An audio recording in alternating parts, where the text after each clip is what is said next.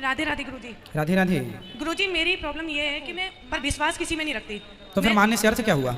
वो इसलिए मैं इतना संघर्ष किया है, इतना खुशियों को दिन रात मेहनत करके हासिल करने की कोशिश की, आज सब कुछ है लेकिन फिर भी खाली हाथ है मेरे पास। क्या नहीं है? घर परिवार मेरा सब कुछ बिछड़ गया मेरा। कहाँ पति आपके?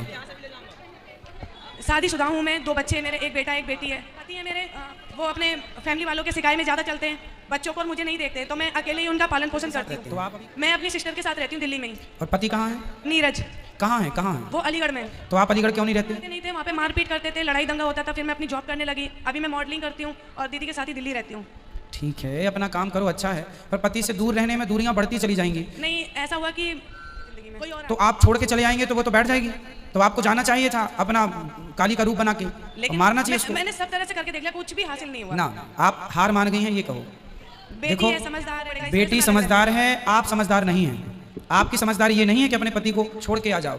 जब आपका पति किसी दूसरी नारी के, दूसरी महिला के चक्कर में पड़े तो आपको चाहिए जिस महिला से उसका चक्कर है उस महिला को आप जाके अपना काली का रूप दिखाओ। मैंने सब कुछ किया, सब कुछ किया, लेकिन कौन है वो महिला? मैं भी नहीं जानती। कैसे सब कुछ करा आपने? मैंने उनको रंगे हाथ पकड़ा था। आपके पति को? तो आप उस महिला को आपने कुछ नहीं बोला?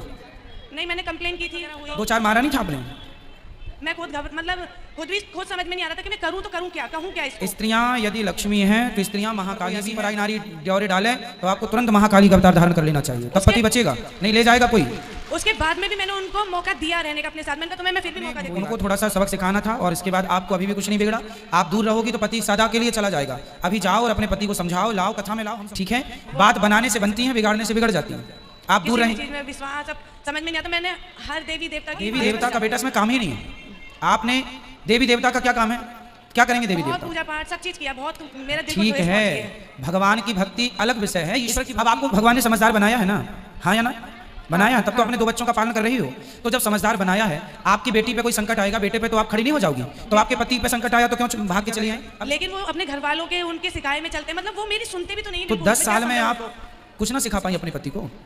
नहीं सुनते मेरी बिल्कुल भी। सुनेंगे, ये हारना नहीं सुन रहे हैं, ये अलग विषय है।